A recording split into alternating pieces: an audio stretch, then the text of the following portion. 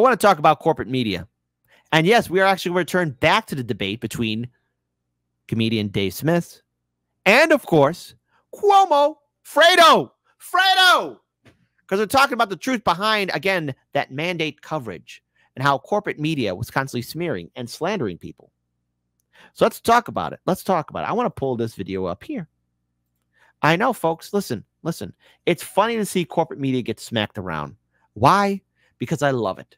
So let's enjoy this other segment that took place on the PBD podcast, the fall and decline of corporate media. Here's the thing, in the real world, what was going on during all those clips that you were showing of them demonizing the unvaccinated. This was, again, to put this in the time frame here, right? This was after the rollout, okay? So after the vaccine was made accessible for everybody in America, and they really did make it very accessible for everybody, and then not enough people were getting the vaccine, and then they started pushing employer mandates and things like that. Ultimately, Joe Biden lost at the Supreme Court with his OSHA mandate, which would have made every mid-size and big company force their employees to get vaccinated.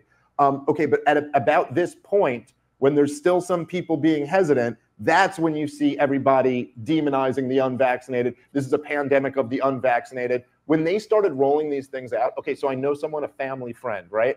This is a kid who was at a grad school, 25, something like that at the time. They forced him to get double vaccinated. And then the next year, they forced him to get boosted a month after he had COVID. This is a healthy 25-year-old. And so, you could talk about, if you want to split hairs, about the people living with a vulnerable person. No, I think if that vulnerable person got vaccinated, that's enough. But there's just no scientific argument in the world why a 25-year-old kid who is already double jabbed, who just had COVID, a month later should get a booster. And yet on CNN and all the other major networks, they made it seem like that wasn't even a thing. It was just, you're a bonehead, you're an idiot, you're what's ruining this country. And the craziest thing about it was that they were blaming the unvaccinated for why you don't have freedom anymore. They're the reason why all the rest of you guys can't enjoy your freedom, when the reality is the reason the rest of us could enjoy our freedom was because of the corrupt government who was doing this to us for no reason. And man, it just would have. But that's not true. No, I know it's 100% true. No, that's how you feel. No, that's what I believe is true. They did have a basis for why they were doing it. They believed that the numbers weren't coming down fast enough. They believed that if they didn't get a certain vaccination rate. Listen. YouTube, not a full-on expert here on this, but listen. A proper vaccine takes 10 years to make. Research, trial and error, and all this other stuff. We are now seeing corporate media report on how healthy people are now having cardiac problems. We were hurt. We got lied to. And corporate media is wondering why the trust is evaporating, why it's going away. People are angry, and we don't trust our institutions anymore. And this happens with every single empire. And I encourage all of you, please, when you have time, please check out Fall of Civilization podcast, and I'll tell you why. It's very good. Go into detail about the rise and fall of empires, and you'll realize that the story is always shockingly and horrifically familiar. A violent rise of a nation and an empire. Its political system becomes inherently corrupt, and then it falls. See, I guess the old saying is true. All life is a stage. And we're telling the same story. The only difference is that the clothing and the props that we use are all the same. But it always ends the same. Empires fall. That it would stay that way and continue to kill people that they didn't want to die. So they pushed it. Now, you can say I disagree with their findings. That's even more reason to have it all reviewed. I'm sorry, Dave. I don't mean it to be condescending or insulting. I don't mean it that way. But you can't really have the confidence that you know all the answers and there's no reason for anybody to tell you any different. I don't agree with that. I mean, listen, there are better answers out there that we aren't getting, and COVID is still making people sick. There's a variant flying through Asia right now that's more contagious than they thought it was going to be. It's going to wind up coming back here. I'm not saying there's going to be anything like what we lived through already. There's no will for it. And no politician is going to put themselves into a position where no one's going to comply. But people are going to get sick in your life. People always get sick, okay? Hey, look, people die when they are killed, okay? If you understood the reference to the show and character I mentioned, I love you. I know. No one would ever say the line, people die when they are killed. Yeah, no. It's an actual thing that happened, but that's not the point. Cuomo, what's the point you're trying to prove up here, Goof Troop? Okay, and not from COVID. I'm saying from what happened to them a year ago, 2 years ago. Maybe it's the vaccine. Maybe, well, not maybe, definitely from the virus, maybe from the vaccine. They're going to get sick. We are not working on therapeutics at the rate. They are not putting the money into research. There are databases, but they are not on it the way you would think they'd be on it. And a big reason is because of this divide. They don't want to engage with a population that they believe is just antagonistic. So much so that even though, and look, all due respect, I don't care who you vote for, the anti-vax Trump supporter correlation is very strong, okay? But his people don't have this conversation with you. You don't have anyone, even Marjorie Taylor Greene is not saying, and yeah, let's not forget about that vaccine. Let's start talking about that now. None of them. And that's what matters to me. You want to blame me? Fine. Good for you. What I'm saying is, what matters to me is that the things that need to be done are not going to happen. If Trump wins, I don't think it happens. If Biden wins, I don't think it happens. And that's why I think there has to be public will for this. So you can be angry. I think it's a great motivator in this situation. There are plenty of things that I think you should be angry about. But what are you going to do about it? The only way you can get any of this rectified is by having a body that has to be respected, put out the findings. Some of them will match Dave's, some of them won't. And that next time, here are your things, you can't do this, forget the WHO, we got to get our own pandemic board back, and here are the kind of people who should be on it, whatever they come up with. That's the only way. Otherwise, you know the old quote, right? What happens to people who don't learn the lessons? They'll repeat them. Oh, yeah, and you'll be more than happy to get that CNN check, make that goofy face too. Hey, corporate media, you keep on doing it on purpose, misleading the American people. My fellow Americans, do not trust the big man in the TV. They're going to lie to you. Don't fall for the trick again. Don't let fear cloud your judgment. Be a critical thinker and help those who are slowly waking up. Because then you can have jagoffs like this continue to lie to you. Fredo. We had people like Fredo tell us the news. Yeah, well, I sure do agree with that. I think that the silver lining in all of this is that trust in corporate media is at an all-time low. Trust in every other institution in this country has evaporated. And the truth is that you'll never be able to do this to us again because we simply won't let you. People won't believe it next time. And what is trust? What is trust high in America today? What is trust high in? I'm not exactly sure what you're asking. He's saying if trust is not high in media and the government, what is it high in? Oh, well, I think that there's tremendous trust in the alternative internet media landscape. No, yeah, absolutely. Yeah, there is. Actually, there is. All right. There's a reason why people go to independent media more so than to corporate media, because you know what? Independent media, you got people like INN who do some great groundwork. You got some people like Due Dissidence. You got RBN. You got Hard Lens Media. You got the Jimmy Dore Show. You got so many others, countless others. And I'm sorry that I'm missing you across the political spectrum who are bringing truth to power. And you know what else we're doing? We have to sift through corporate media to get through the truth. And that means looking at different sources of information.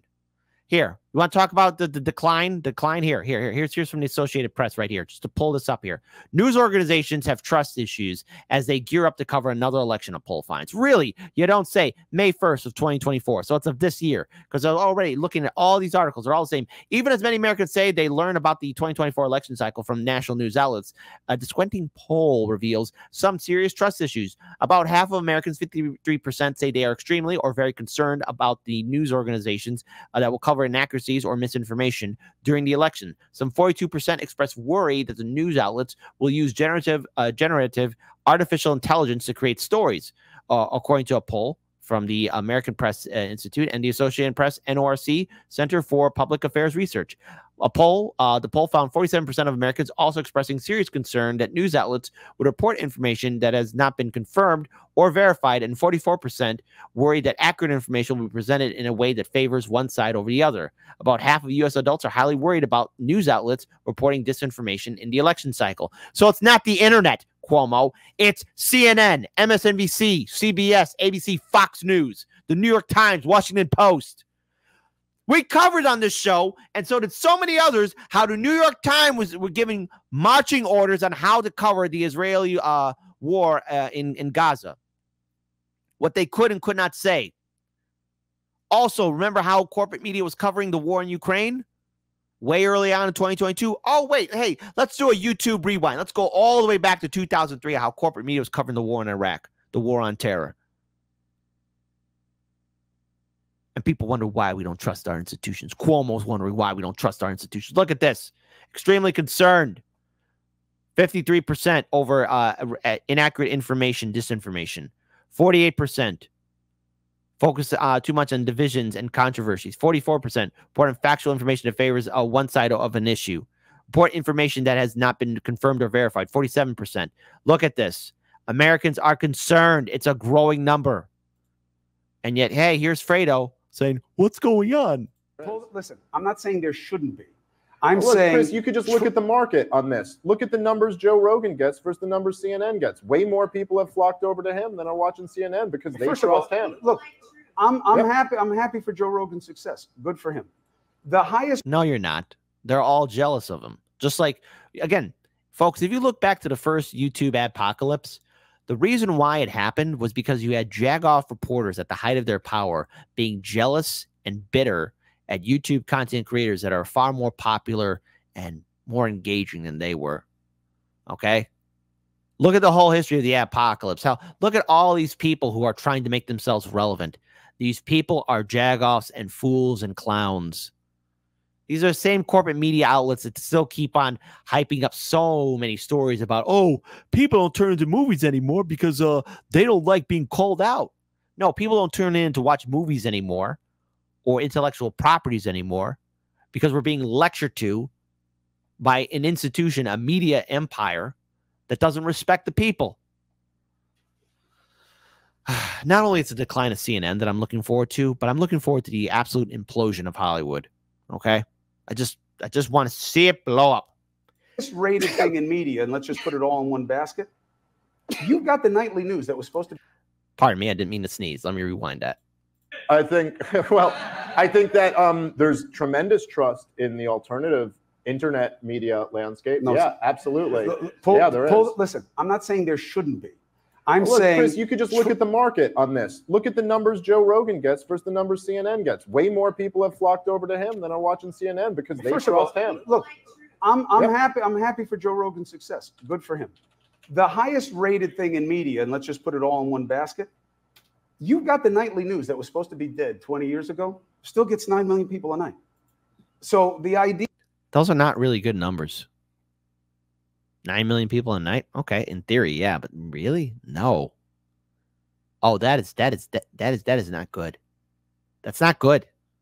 It's not good at all. Yeah, that nobody cares about that. Obviously, they do. They're watching. What I'm saying is versus this: 40 million used to be a lot more than 9. Yeah, but you measure that over a month. No, I know, but hold on, Pete, hold on. 9 million a night. That's. Now, if I were to get 9 million viewers every morning show, oh my God, that would be great. Right? But these are legacy media outlets. This is not good. And again, if you check out my live stream that I did with Jesse Jett, even I shocked Jesse Jett with this number. Okay, not related to corporate media, but to Hollywood. So it's somewhat connected. Memorial Day weekend. It was the lowest movie turnout and the most devastating financial weekend in 40 years. Now, the movie entertainment industry really hasn't been around that long, okay? I mean, it's been around since as soon as projected pictures, all that other stuff was happening, right? And obviously, it takes time to build it. But 40 years. That's the lowest it's ever been. Jesse Jett was floored by it. He was laughing. Check out that live stream that I did on Friday. Absolutely, utterly insane. But yet, corporate media nightly news, you're bringing in 9 million views? That's nothing to fart around the block for, Cuomo. I think that there's tremendous trust in the alternative internet media landscape. No, yeah, absolutely. There is. Listen, I'm not saying there shouldn't be. I'm look, saying, Chris, you could just look at the market on this. Look at the numbers Joe Rogan gets versus the numbers CNN gets. Way more people have flocked over to him than are watching CNN because they trust him. Look, I'm happy. I'm happy for Joe Rogan's success. Good for him. The highest rated thing in media, and let's just put it all in one basket. You've got the nightly news that was supposed to be dead 20 years ago, still gets 9 million people a night. So the idea that nobody cares about that, obviously they do. They're watching. What I'm saying is versus this. 40 million used to be a lot more than 9 Yeah, but you measure that over a month. No, I get that. Not one day. No. Cronkite used to be the, Oh, there's no question. It's stratifying. It's changing. And I think that's good. I think no, but it's good. I mean, I think that I'm saying that there's no trust in anything. No, I don't think you're right. I mean, I think that, I don't know that I have like polling data on this, but I'd imagine if I could poll the valuetainment audience, there'd be tremendously high trust in Patrick Bet David. I'd imagine if you could poll my audience, they would be tremendously high trust in me. That's not true. And look, I understand kind of not wanting to deal with that because it's uncomfortable when you were one of the main guys in an industry as trust totally cratered in that industry. But you can look at this on a poll. Trust in media is at an all-time low in media since the Vietnam War. That was the turning point. No, baby. No, honey child. No. Girl, baby, girl, to quote AOC. Fredo. No. Oh, no. The real decline of corporate media is really starting in the 80s, right? When corporations started to buy up stuff. And then we could count good old Bill Horndog Clinton himself signed the Telecoms Act. That's the real decline. And of course, the continuous lying, the lying. Oh, there's WMDs in Iraq. Huh? That's just one of them. And since then, especially after the Trump election cycle, it's been nothing but lies after lies after lies after lies after lies after lies. Russia did this and a Russia did that and a Trump did this and a Trump did that.